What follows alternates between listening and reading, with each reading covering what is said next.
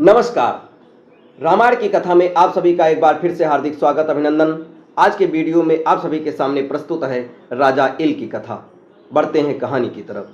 जब लक्ष्मण ने अश्वमेध यज्ञ के विशेष आग्रह किया तो श्री रामचंद्र जी अत्यंत प्रसन्न हुए और बोले, हे सौम्य, इस विषय में मैं तुम्हें राजा इल की कथा सुनाता हूँ।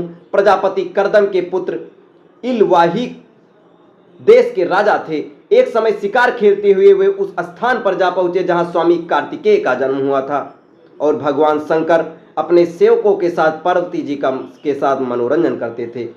उस प्रदेश में शिव की माया से सभी प्राणी स्त्री वर्ग के हो गए थे। नर, पशु पक्षी या मनुष्य कोई भी दृष्टिगत नहीं होता था। राजा इल ने भी सैनिकों सहित स्वयं को वहां स्त्री रूप में परिणित होते देखा। इससे भयभीत होकर वे शंकर जी के शरणागत हुए और उनसे पुरुषत्व प्रदान करने की प्रार्थना करने लगे। जब भगवान शंकर ने उनकी प्रार्थना स्वीकार नहीं की तो उन्होंने व्याकुल होकर गिड़गिड़ाकर उमा से प्रार्थना की। इससे प्रसन्न होकर उमा ने कहा कि मैं भगवान शंकर की केवल अर्धांगिनी हूं, इसलिए मैं तुम्हें तुम्हारे जीवन के केवल आधे काल के लिए पुरुष बना सकती हूं। बोलो, तुम अपनी आयु के पूर्वार्ध के लिए पुरुषत्व चाहते हो या उत्तरार्ध के लिए? इल कुछ क्षण सोचकर बोले कि देवी, ऐसा कर दीजिए कि मैं 1 मास पुरुष और 1 मास स्त्री रहा करूं। पार्वती जी ने तथास्तु कहकर उनकी इच्छा पूरी कर दी।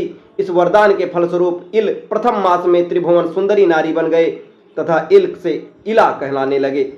इल उक्त क्षेत्र से निकलकर उस सरोवर के पास जा पहुंचे जहां सोमपुत्र बुद्ध तपस्या कर रहे थे।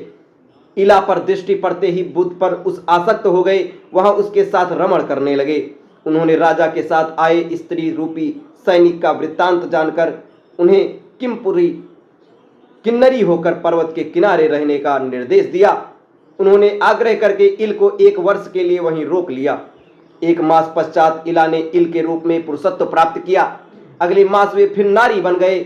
इसी प्रकार ये क्रम चलता रहा और 9वें मास में इला ने पुरुरवा को जन्म दिया। अंत में इल को इस रूप परिवर्तन से मुक्ति दिलाने के लिए बुद्ध ने महात्माओं से विचार विमर्श करके शिव जी को विशेष प्रिय लगने वाला अश्वमेध यज्ञ कराया।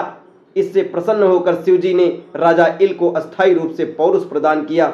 श्री रामचंद्र जी बोले, हे महाबाहु, वास्तव में अश्वमेध यज्ञ अमित प्रभाव वाला है। दोस्तों, ये कहानी आपको कैसी लगी कमेंट बॉक्स में जरूर बताएं। हम अगले वीडियो में भगवान श्री राम द्वारा और रामायण में लिखी एक उत्तरार्ध की एक कहानी और प्रस्तुत की जाएगी, उत्तराकांड की। आप सभी लोग हमारे साथ बने रहें। धन्यवाद।